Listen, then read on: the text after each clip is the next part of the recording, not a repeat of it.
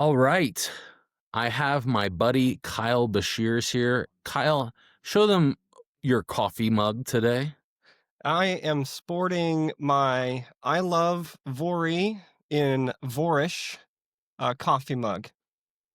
All right, and Vorish is the language that we see on the what do we call them? The tin plates, The Vori record. So the these Vori were this was a record of brass plates that a guy named James Strang claimed to have discovered and translated in September of 1845 in Wisconsin.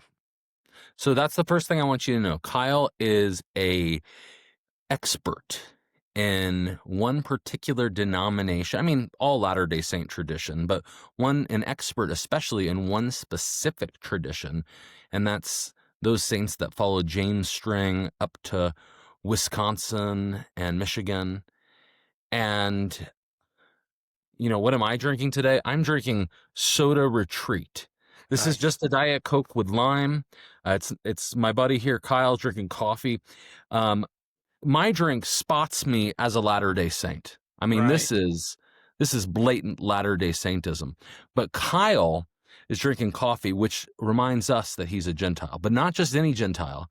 Kyle is an evangelical expert on Latter-day Saints. Is that fair?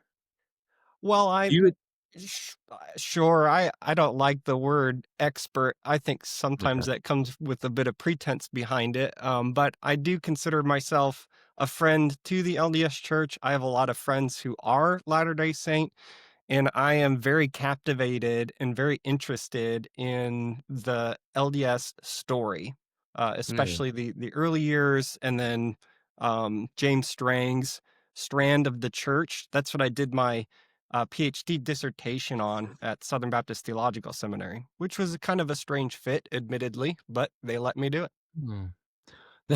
I love that. Tell me your denomination. What is it? So I pastor at a non-denominational church, but consider Mm, myself theologically a Baptist. So if a I was to Baptist. take a theology test, they used to be really popular back in the day on the internet. I come out as a pretty thorough Baptist. I I once I served my mission in West Virginia. Now I grew up Episcopalian, right? I became a Latter-day Saint, and then I went on my mission to West Virginia, and Virginia was part of it. And so the last part of my mission, I was given an assignment to travel around and do these college presentations. And the big presentation I did was at Liberty University, Wow. and it was to their seminary. It was for a cults and sects class, and the professor was Ergun Canner, a guy that would have some. He was the head of the seminary at the time, but he would later You have a lot knew of controversy. Aragon? Wow. Yeah, we had him on, or he had us on, and it was Yeah. really fun. Um, I, I'll talk about the scandal someday, Yeah, but sure.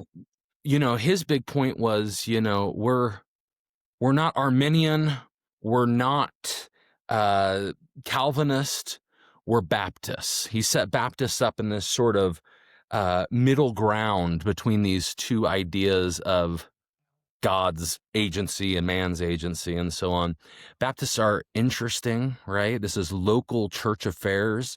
Mhm. You you are you a Southern Baptist? Are you connected to something larger? Yeah, so I was trained in Southern Baptist seminaries, but I'm not presently in the Southern Baptist Convention. So what Okay. I like to tell people, and also that kind of dichotomy between Wesleyanism and Calvinism, I think he might have overstated that you can be what's called a free will Baptist or a particular or a Calvinistic Baptist or Reformed Baptist. And so Yeah. Baptist is wide enough for those both of those perspectives. But I call Mm. myself a Reformed Baptist. Hopefully that makes sense to people who are listening. That's great. I grew up Episcopalian. You ever been to an Episcopalian church? A handful of times, yeah.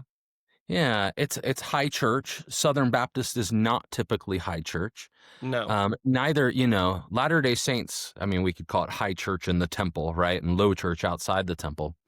Um, When I first went to a Latter-day Saint church, it felt a lot. I mean, obviously there's not paid clergy, there's not a minister who's trained, so my level of sermon isn't the same level, right? But it felt a lot more like low church experiences I'd have going to Baptist churches or Methodist churches in some case.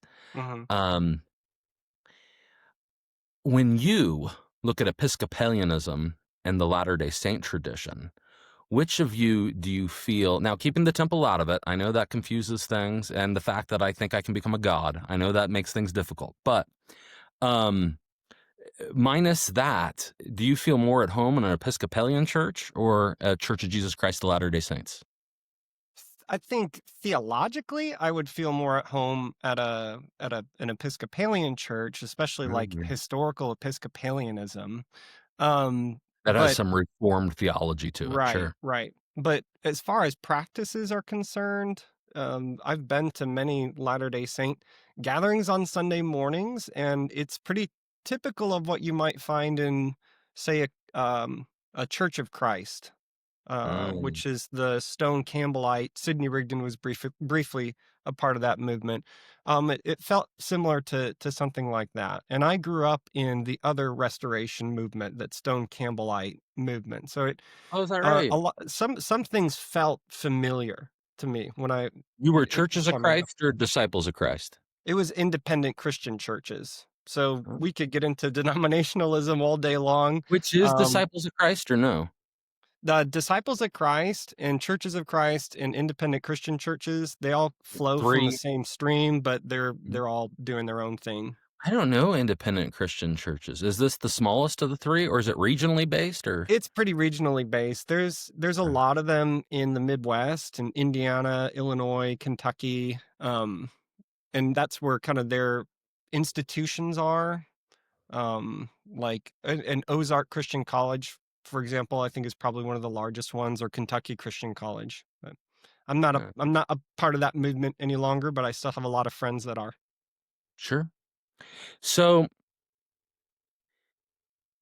when I was at Liberty University giving this talk, the first hour, they're using uh, Kingdom of the Colts as the textbook in this class, which is a real winner by any one of these movements that are being represented in it.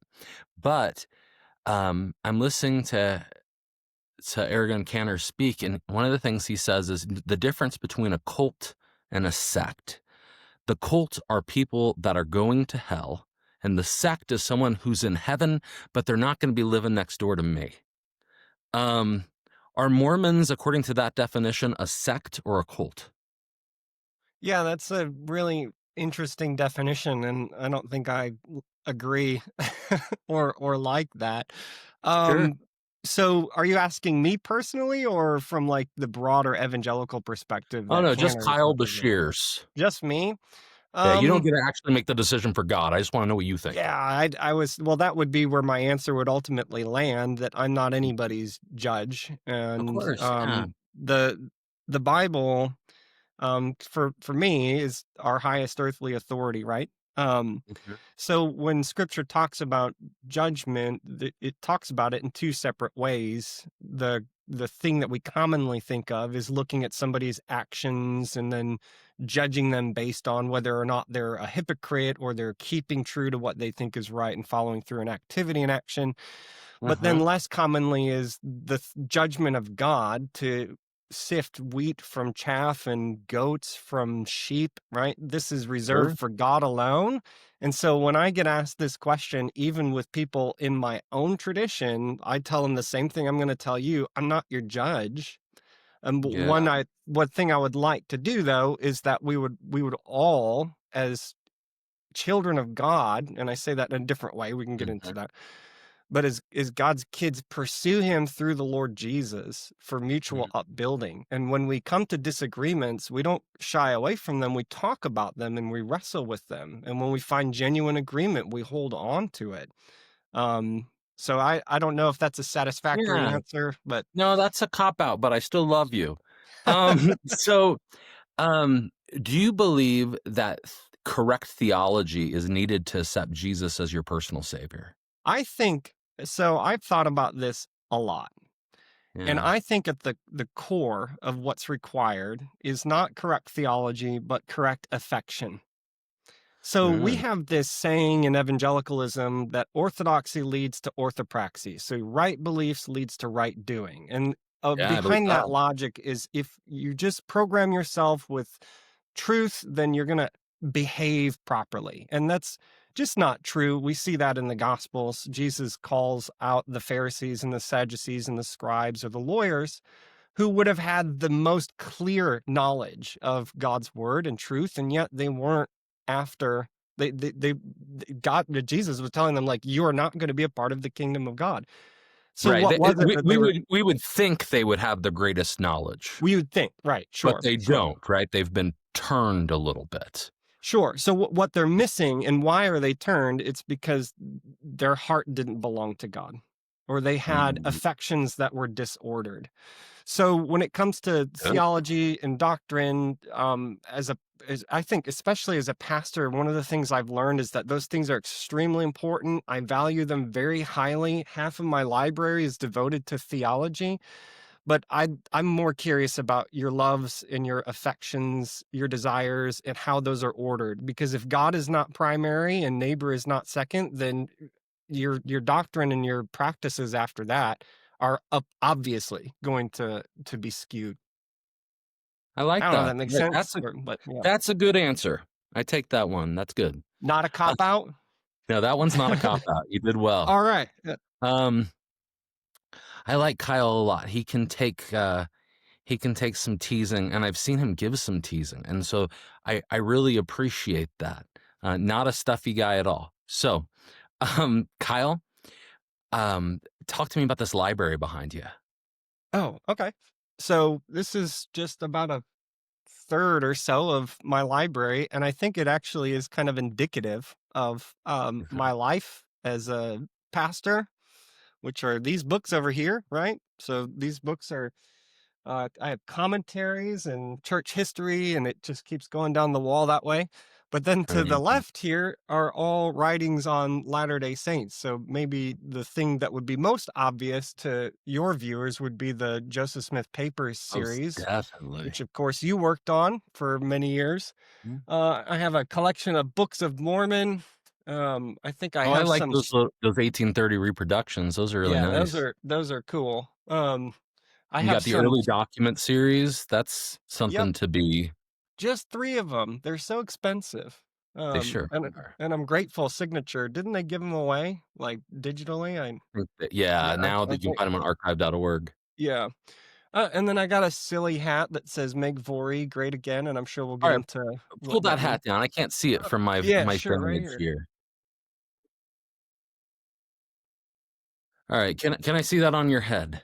Sure, Let's obviously, put and I'm let's only put that gonna right do on it there. if we make this the thumbnail It's gonna for be the the thumbnail, okay, my okay, friend. okay. There it is. Boom. Yes. Well, I mean, it's your show. I think we should probably have be required to wear a hat.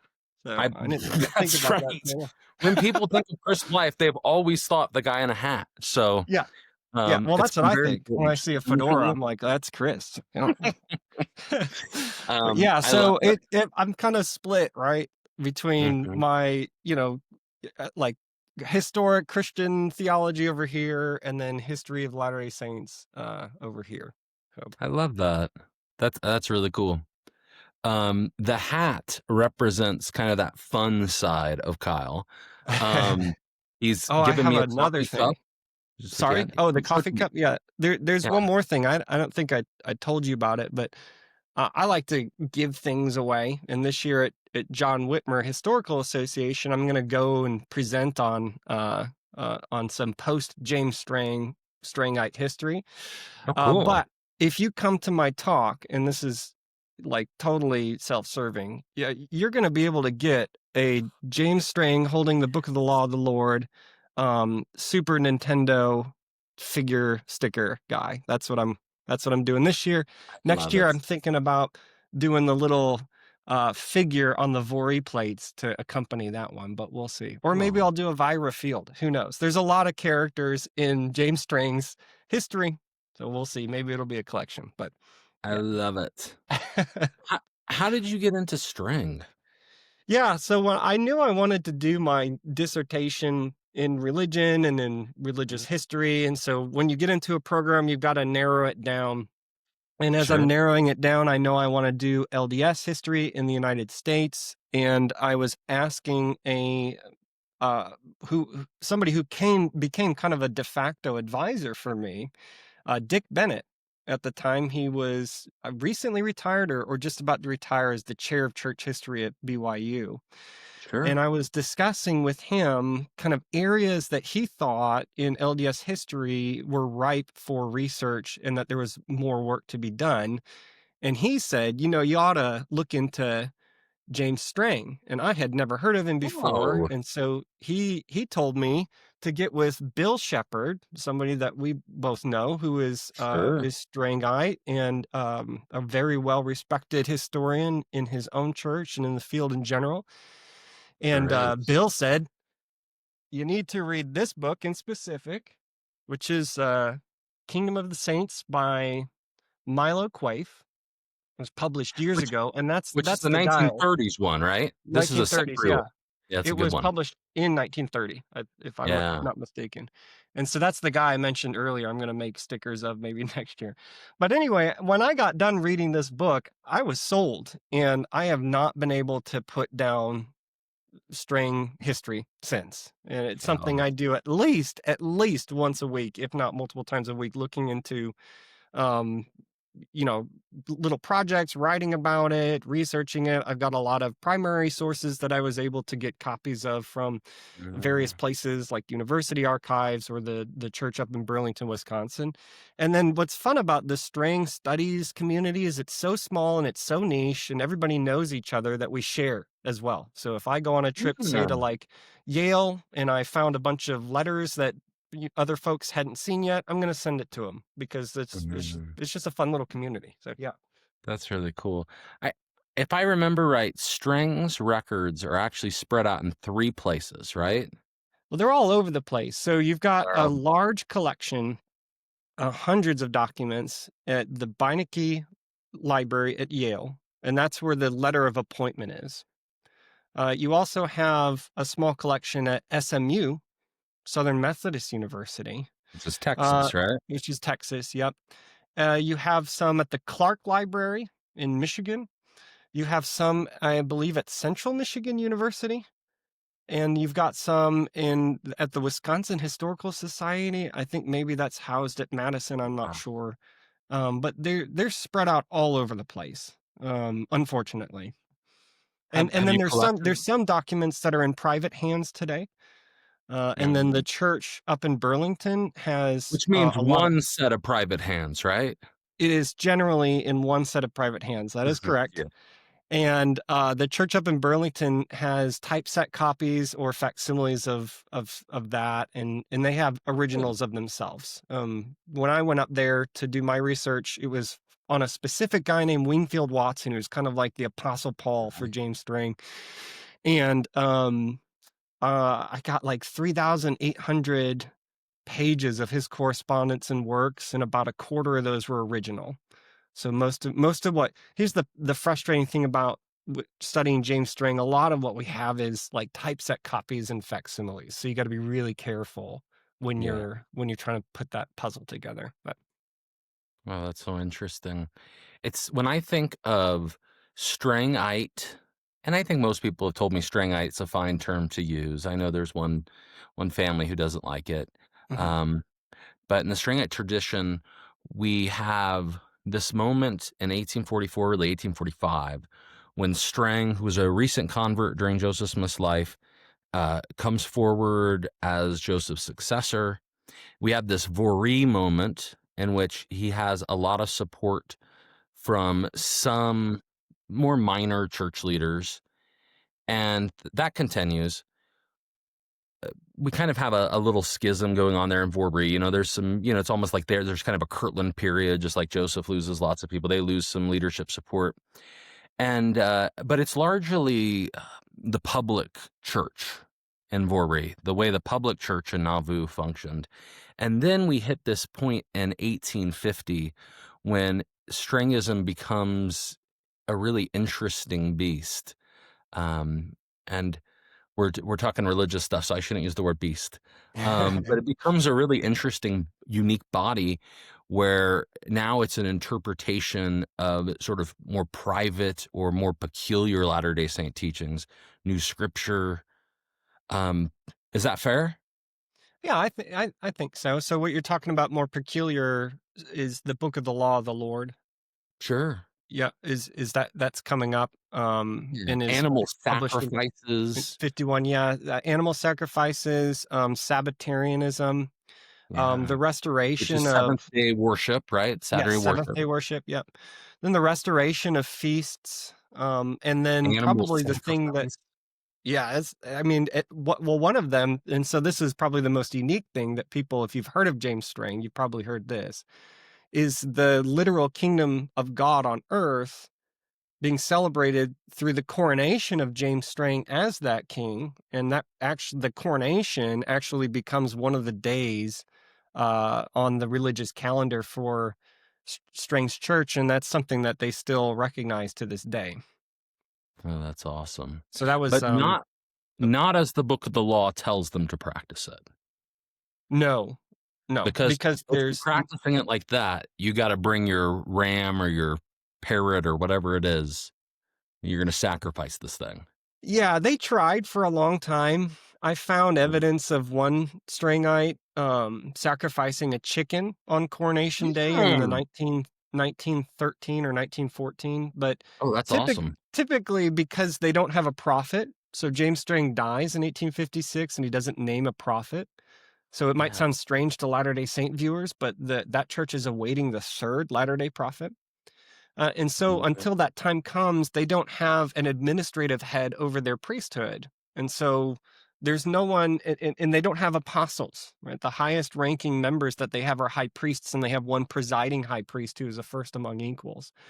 So Mm. they believe they're kind of in a holding pattern as a small remnant, and they're waiting for the prophet to come back. And when he does, or the next prophet to come, then it's possible that a lot of the things from the book of the law, the Lord would return because you have your Aaron Yeah. at the top of the Levitical priesthood as an example or as an analogy. Right. Yeah.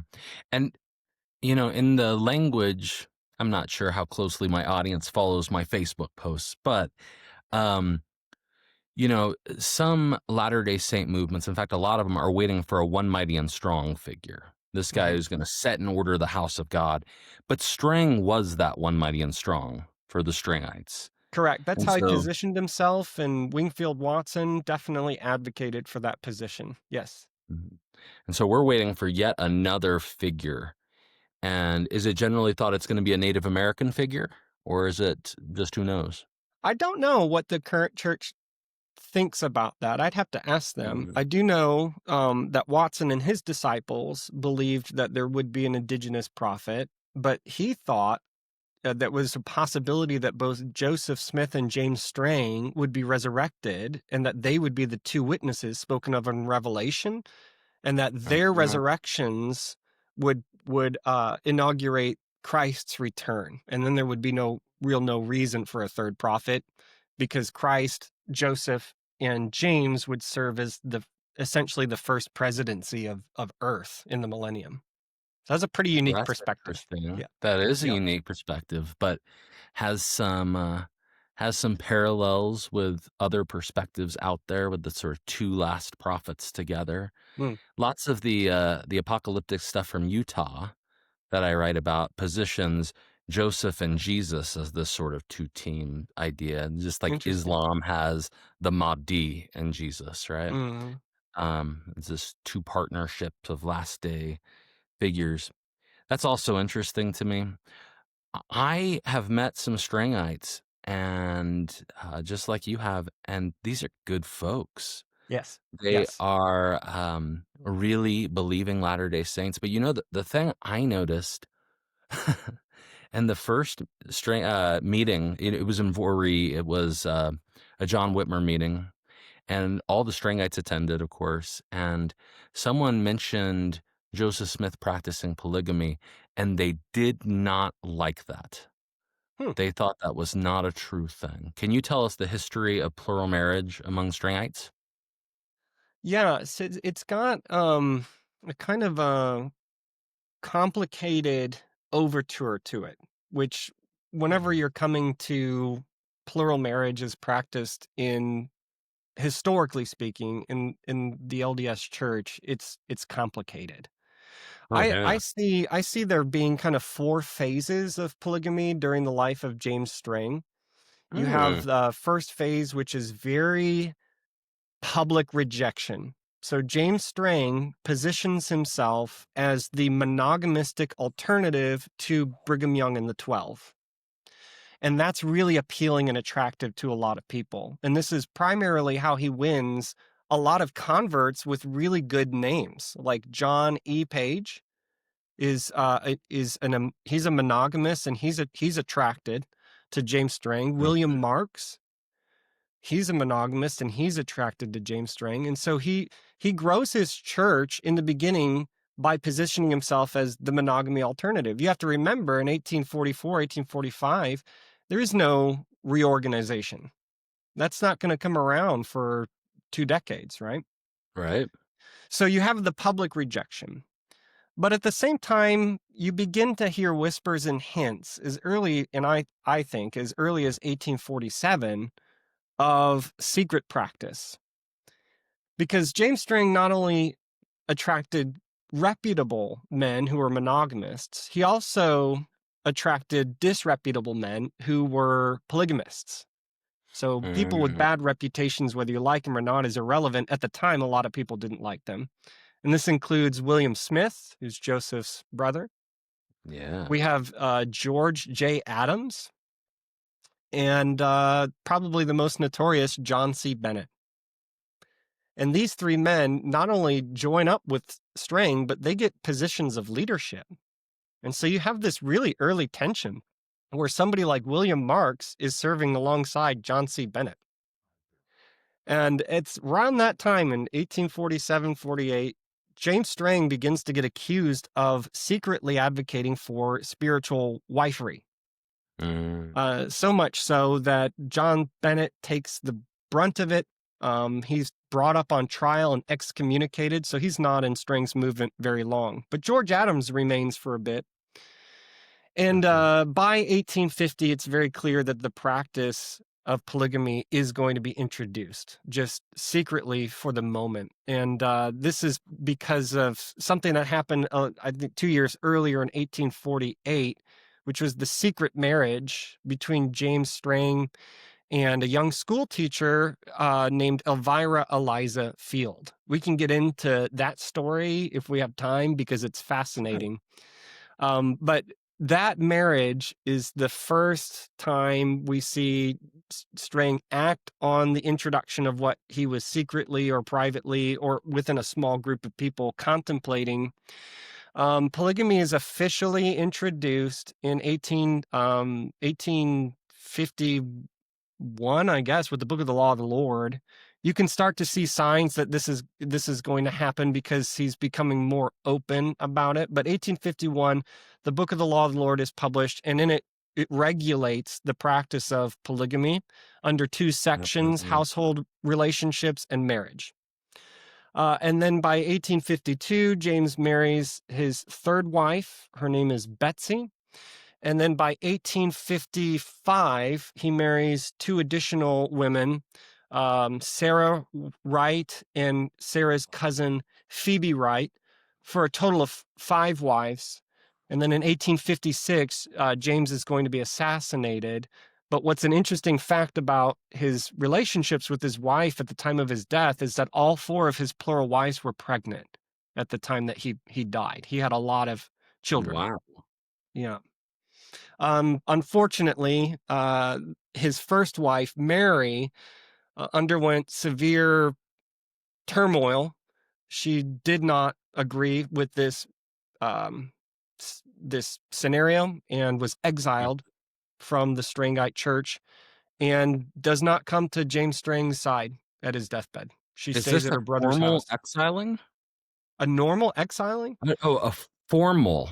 Like, is this a church decision? Is this a There's no church record of her being excommunicated and exiled as far as I know. But the timing is really convenient. James Strang has his first polygamous child with Elvira Field, I Mhm. believe the same month that Mary, his first wife, leaves the island with James's children with her. So it's messy. A lot of families became disillusioned. They joined Strang because they wanted to be monogamous, and then now here you're just doing the same thing that Brigham Young is doing. They called it the Western Camp Doctrine and accused James of heresy, and when he wouldn't back down, they left. But a lot of those people formed the nucleus of what would become the reorganization and today Community of Christ. A lot of those people were associated with James Strang, became disillusioned when polygamy came, and then left. That's so good. Do we have a good membership list of early Strangites? We have something called the Record of the Kingdom of God, which Okay, is a list of 1850. those who were present at the coronation ceremony, but it Mhm. is incomplete for Okay, sure. There are people that I know that were in the church, and because they were either in Voree or for whatever reason they didn't attend the ceremony, were not there. So that's it. We don't have a complete list. what's our Vicky cleverly membership number speak. here? Sorry. What's our membership number? Like, how It's many? yeah, it's really hard to estimate, but I would say somewhere between it depends on what time period you're talking about, but I would say he had a couple thousand at the peak. But Strange Church is a sieve. If people are entering and joining, there is other people leaving. Isn't And you this get right? people that burn white hot for him, like John Page or James Blakesley was an Mhm. early missionary, and they were just on fire for James Strang until they weren't, and they just disappear. And so that's a pretty common thing in the early years of his church. Beaver Island stabilizes a bit after people begin to accept polygamy. The families that stay, Mhm. the number kind of plateaus. This is very important, right? So we can actually see, I think lots of times when people are trying to make sense of the numbers of sectarian Mormonism going on in the Midwest, we're often counting up all the different churches and making one big number. But the reality is, Strang is the first massive group, and then it Yes. moves to Charles B. Thompson, and then it moves to Hmm. William Smith, then it moves to the RLDS tradition, right? So Hmm. there's this sharing of membership as people are really trying to figure this out. And one of I think it's James Blakesley writes this great letter where he says, "Hey, uh, it's a Charles B. Thompson letter. You should become a Thompsonite. Don't give up just because we've had bad experiences with Strang Yeah. and William Smith and Young. Like, there's still hope. I know we keep being through this sort of process of moving to one church to another, but we got it right this time." Right. Right. Um, Yeah. I think I know what you're talking about. Yep. yeah. Hey, Kyle, what were your four places? So it's public rejection, Oh yeah. secret practice, Hmm. and then what was three? The third would be expansion. Expansion. It's kind of like expanding in practice, and then finally public practice. So for me, those dates are 1844 to the mid 1849 is public rejection, Mm-hmm. mid 1849 to 1850 secret practice, 1850 to 1854 is the expansion of the practice, and then 54 to 56 he's out in the open, and he's even like writing articles in defense of Brigham Young practicing out in Utah Yeah. and publishing them in the Northern Islander. And so people actually understood that Strangites were practicing polygamy. They did at the time, and that was one of the major accusations of people in the Great Lakes area of why they shouldn't be able to have their own territory, why James Strang shouldn't be going to see if this sounds familiar, the state Mhm. legislature, even though he was rightfully voted into it. Yeah, they knew. They knew. So why, I met Strangites today, and several of them are under the belief that Joseph Smith had nothing to do with plural marriage. Why would they have that opinion, even though they're very aware of Strang's own polygamous past? Yeah, I don't know. So I'll say personally, this kind of conversation hits me differently because there's a big part of me like I don't care. Whether Mm, Joseph practiced polygamy or Brigham Young did or James Strang did, because they're not sure. spiritual authorities for me, right? They're very much historical figures for me. So Yeah, I so want to now you're say, speaking as a historian, not a pastor. yeah, Yeah. yeah. So as a historian though, that's it's a bit of a conundrum for me. Because you really are for when it comes to James Strang, we don't have a direct link between Joseph Smith and James Strang practicing polygamy, but you Mm, see very clear evidence that he's taking familiar steps that Joseph did to get there. mm, So for example, there's no revelation that comes to James Strang where God is saying, not only am I permitting, but I'm commanding you to engage in polygamy. yeah. There's nothing like Doctrine and Covenants 132, but there is the Mm, book of the law of the Lord.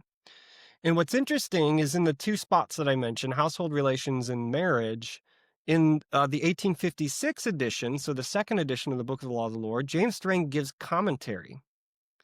And James Strang is a lawyer and a teacher. He's an excellent writer, and he by 19th century standards is a scholar. He's mm, giving work to the Smithsonian Institution. He's writing books about real history in Great Lakes. cool. You could tell he knows what he's talking about, at least from his framework. And so the kind of rationale that James Strang gives is that the first principle of marriage is to be fruitful and multiply. Like that's rule number Mm, one when it comes to marriage in the book of the law of the Lord. And so marriage for Strain to get there, marriage he sees or polygamy he thinks in the Old Testament is never condemned by God. God mm, has favored people in the Old Testament like Abraham, who practiced what he called lawful polygamy. And because God was restoring principles from the former days and the latter days, and from James Strang's perspective, because he is the principal or earthly authority over the priesthood, it's his responsibility to be the head of the restoration of the ancient order of things, which included plural marriage. So if righteous plural marriage existed in the latter days, righteous plural marriage should exist in the former days. From Strang's, students, we read that they were very convinced there's going to be plural marriage in the millennium. And so, ta-da, you get in the book of the law of the Lord very clear regulations of right. polygamy. So I think when I look at Joseph Smith's history, and admittedly I'm not as familiar with Joseph Smith's history in polygamy, just enough to try to make sense of James Strang. But when I see that that Joseph is revising, texts in Genesis, and he's starting to notice polygamy, and as I've read, other historians have looked at that kind of similar trajectory that James Strang went on, that Joseph Smith went on. Mm, That's how I kind of make sense of it to me. yeah.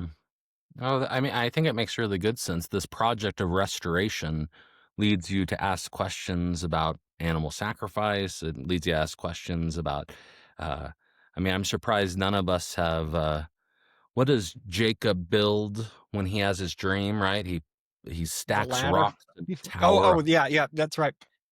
I Yep. don't know a Latter-day Saint group that's done that, Mm. but for the most part, we're trying to read the Old Testament and think of this as pure religion, and so shouldn't it play out in our restoration of that faith?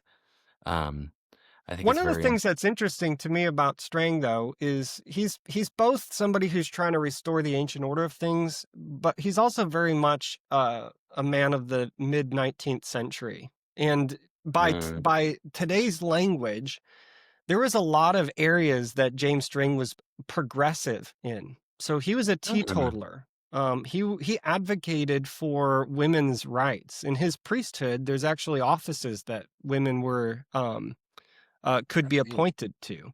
One of them was teacher. So a female in James Strang's priesthood could outrank a male in that sense.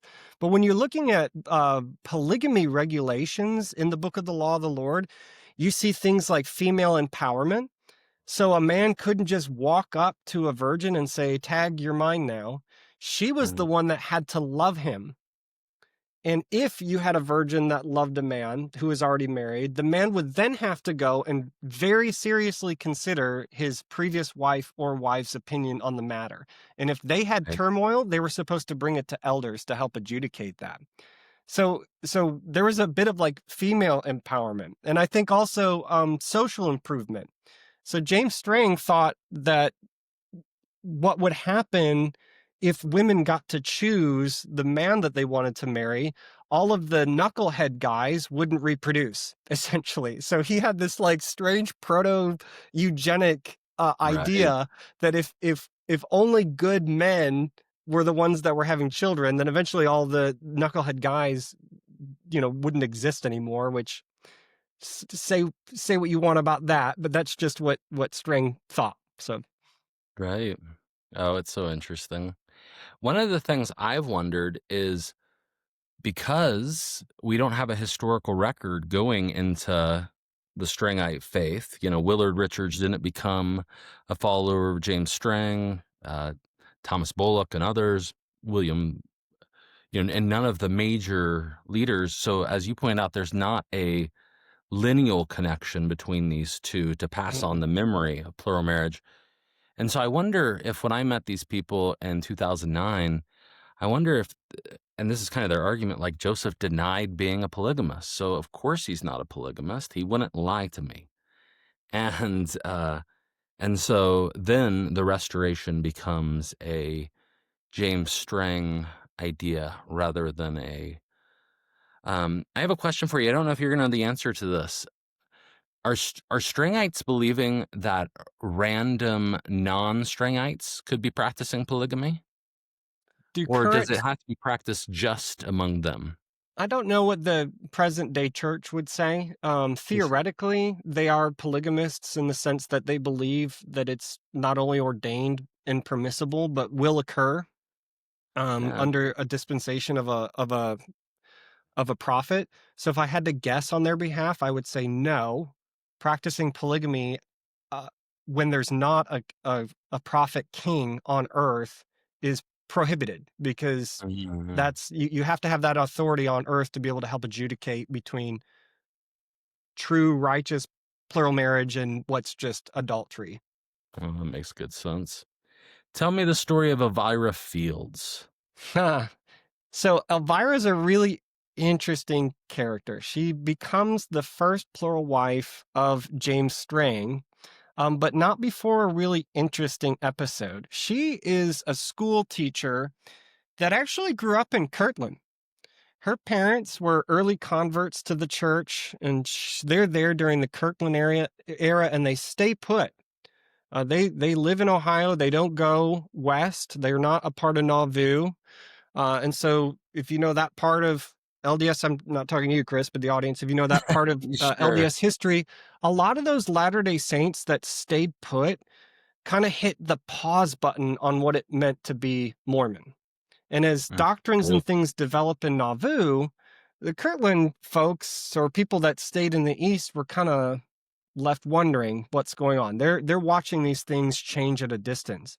So when James Strang comes along and he is restoring what he thought of as primitive Mormonism, is a term that we sometimes see, people in that Kirtland area yearn for that. Here is a man who's being ordained by angels and finding plates, and he has Urim and Thummim. He's having visions. Like, that's the kind of prophet that we followed to get to Ohio. And we're not going to follow Brigham Young. He's not doing that stuff. We're going to follow this guy now. So Right. Elvira Field grows up in that kind of family. She's born, I think, like with the 3 months after the Book of Mormon is published. So she's a young girl, and they arrive in Voree. I have my notes here, in the spring of 1848. Oh, They live there. They get to know the community. a lot of things happen between 1848 and the next summer. Like John Page is defrocked, so he's gone. You're starting to see George Adams becomes the counselor to James Strang. So before polygamy is officially announced, what you're seeing is the promotion of polygamists and the pushing out of monogamous leaders. On Mm, July 8th, 1852, James Strang is coronated the king of the kingdom of God on earth, and the Field family was there. Elvira was there. And I think on that same day, according to testimony from her son Charles, Elvira's son Charles with James, George Adams proposed plural marriage to Elvira on behalf of James Strang on her really? 19th birthday. And that Right. the next week on July 13th, he secretly marries Eliza Elvira Field, and that was presided by two men, George Adams being one of them. So at the same time that he is now secretly married to Elvira, James plans for a trip to go east to cities like Baltimore and New York and shore up those congregations or convert those congregations. So at this point in time, congregations that are out in the East and even the ownership of the temple in Kirtland is up in the air. The Latter-day Saints from Nauvoo, the majority of them are moving out west. And what James wants to do is to come and to get all of these branches of the church to join his church. So he goes on this missionary trip and doesn't want to leave behind his new plural wife, Elvira. So they concoct a plan and they dress Elvira up as a man that they call Charlie Douglas, claiming that Charlie is the 16-year-old nephew of James Strang and was going to accompany him on this mission trip as his secretary. So they get a lot of time together. They spend months together, but rumors start to percolate. You can only hide something like that for so often. A couple of really high leaders, Increase Van Dusen, who's buried at Kirtland today, and a guy named Lorenzo Dow Hickey kind of blow up on James Strang at a conference or at a meeting in New York City and accuse him of all of the abominations of Nauvoo, with Charles Douglas present taking minutes. So this is a really, really intense moment. James pushes back and doubles and triples and quadruples down that Charles is his nephew. Charles actually writes theological essays in the church's newspaper at the time. And Charles himself, Elvira, writes an article in their newspaper chastising people for believing rumors about their prophet. So it's a wild episode. I think it's best told in Vicky Cleverly Speaks' book, God Has Made Us a Kingdom. So if you're interested in learning more of the details about that, you can go there. But eventually they can't keep that a secret. He comes out in the open with Elvira very unceremoniously. There's actually not a lot that we know about the time period after. Yeah. Like, how did we go from people suspecting things are going on to, yep, you're right, Charlie's actually my nephew. But you start to see things like pop up, right? So people are writing James letters and like, how come your secretary is in the habit of wearing petticoats is one quote. Another quote is a member questioning Charles's peculiar physiology. I just read recently one letter that a woman had hosted Charles, Mhm. and somebody told her, don't let Charles sleep with the other boys. So somebody who knew, maybe like George Adams. And Ah, so the woman says, sure, we'll put Charlie in a different room. But this woman is gracious and hospitable, and she decides to do Charles's laundry. And when she does Charles's laundry, she finds evidence of feminine hygiene sure. and Sure, you also in the bedding. And so she writes her husband and says, uh, it's so funny the language she uses, like strang bang whoop-a-tang, cat's out of the bag now. Like it's just all she knows. She knows it's up. So they can't Oh, keep that's it hilarious. secret for forever. And eventually he goes on to marry 3 additional women. Wow. And do we have any writings from Elvira after it's revealed that she's Strang's wife? Well, we have like correspondence and letters, but nothing official. No, Nice. not that I'm aware of. Nothing in The their newspaper. the photo that we have of Charlie, which is Mhm. supposed to be Elvira, is this a legitimate source? Do we still think it's Charlie? It is. So that has been challenged. You can Mm. go and Google what that picture looks like, or maybe you can throw it up here. Yeah, I'll throw it up. Um, Yeah. okay. But Amy Derogatis out of Michigan State University was challenged on this point, and then Yeah. did some work on the provenance. To me, it's not like the Joseph Smith daguerreotype debate. I think Yeah. there's pretty strong evidence that the picture you see of Charlie Douglas is actually Elvira Eliza Field. Gotcha. That is so interesting. So I want you to tell us about Eunice Kenny, and then specifically how Eunice Kenny's story relates to the story of plural marriage in Nauvoo. Yeah, I love Eunice Kenny. She's one of my favorite characters in LDS history, and probably definitely one of the least known. Mhm. But leaves a lot of evidence for what it would have been like to be a Latter-day Saint converted in 1831, join the church with James Strang, and still remain faithful to James Strang while she's in the reorganization until her death in the 1880s. So she lives a very long time and has a really fascinating life.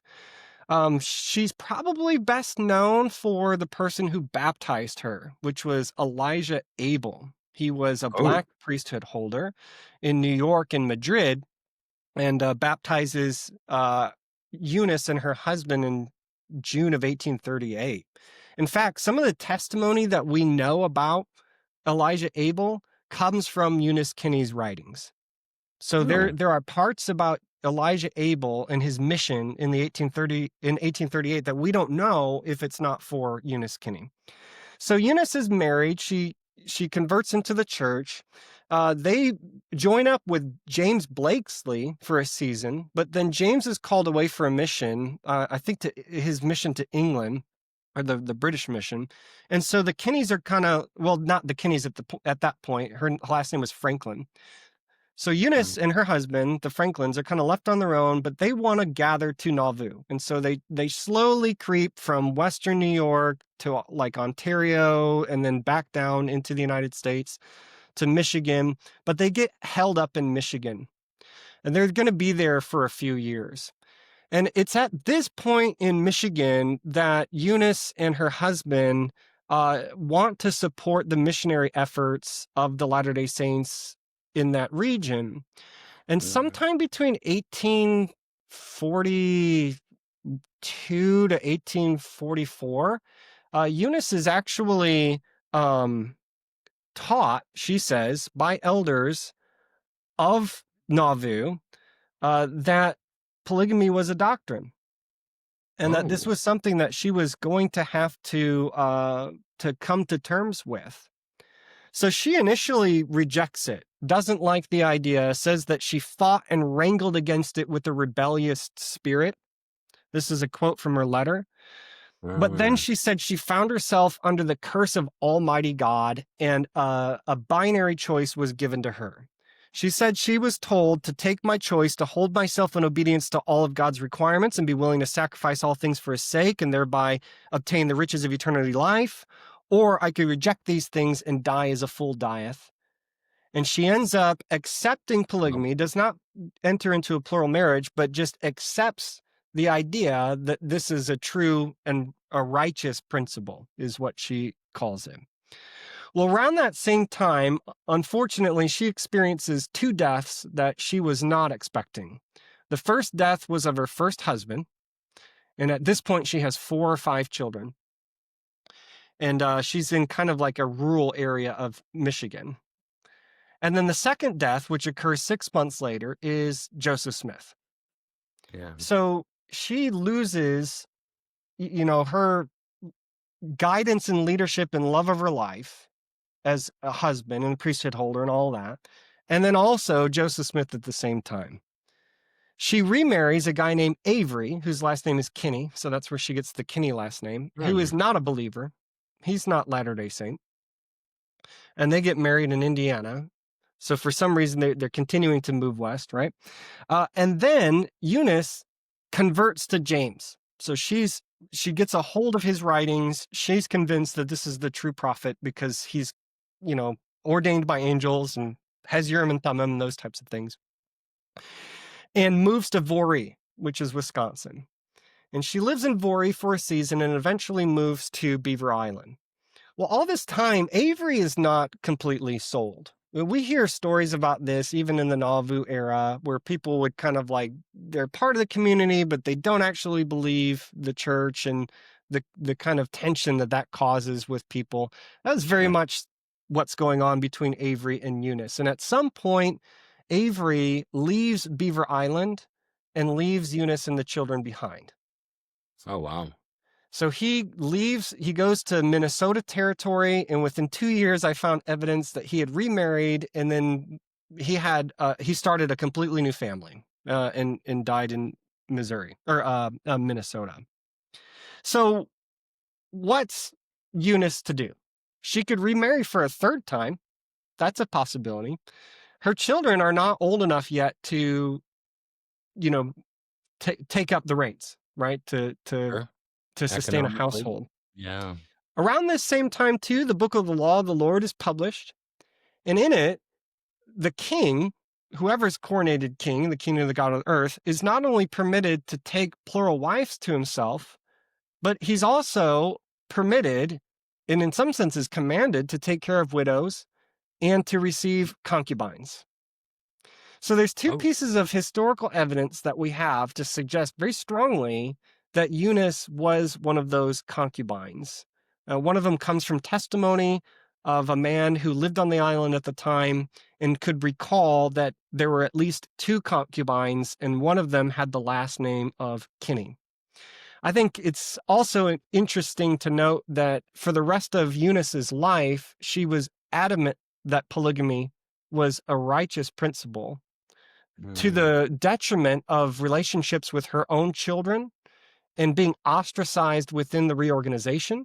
She was brought up on trial a number of times and nearly excommunicated until finally, I think her oldest or second oldest son basically told the reorganized church, I'll deal with her and we'll keep those conversations at home. But to her deathbed, she maintained that she was taught polygamy by LDS elders in the 1830s, that polygamy was of God, and that even though it's not being practiced, it's still a part of in her mind, the restoration.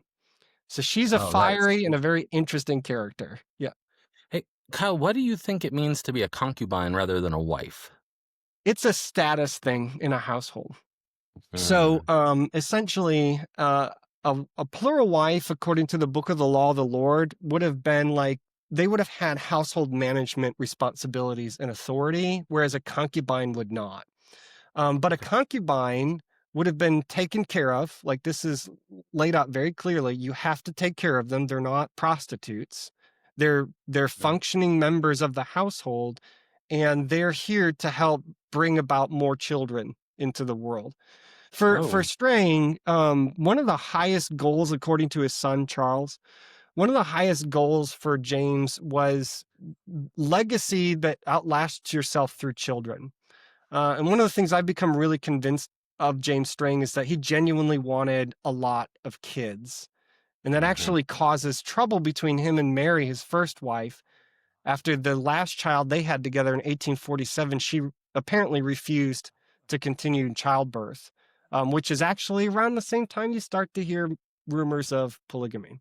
So Interesting. maybe one of the motivating factors for Strang is that and if you read his journal from when he was 1819, he's got these massive, massive goals for his life. He wants a huge family. He wants a legacy. He wants to be a king or a legislator. He wants to be I a remember, priest. He wants to yeah. be a general. He wants to be all. He wants to marry the princess of England.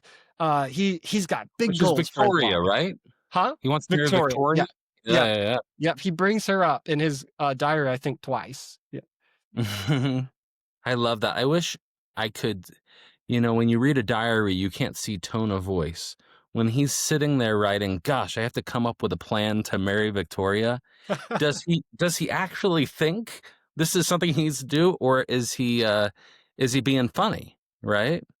I genuinely think he wants to, because part of the time he writes in cipher thinking nobody's ever going to see these thoughts. And he writes in a way that he's trying to remember specific events and That's thoughts that he true. doesn't want anyone else to remember. And talking about how he's going to marry a monarch, or yeah, I guess a monarch is ciphered. So I think he Right. genuinely thought this would be a good idea. Yep. He's a schemer, without any negative connotations on the word schemer, but he's a Right, planner. Uh, a big vision planner. Yep. yes. Um, this is such an interesting story, and you've really helped us out. I want you to tell us about your new book, and you have a Eunice Kenny article, and it's fabulous. And so we need to have that link down there where you guys can check it out. And that was in the Journal of Mormon Polygamy, or the Journal of Mormon History. Yes. Um, and you also have written several other pieces on Strangite ideas and theology. Um, but we have this new book dropping. Is it already out? No, it's gonna be out February 2026, and Okay. it's called 40 Questions About Mormonism. In Um, my world, there's a really helpful series called the 40 Questions About series that looks at doctrine and theology and philosophy and religion. And so I had the honor to contribute to that series on LDS Church, faith history, practices, current issues, all that. oh, that's fantastic. And Yeah, we have the cover up, so you we can do. see that there. And Yeah. pre-orders aren't being taken yet, huh? Not yet. I think We'll we'll do start more. to be able to do that by October. Kyle, thank you so much, my friend. We're going to buy your books. We appreciate the knowledge you've given us. Yeah, thank you so much. This was a ton of fun, man.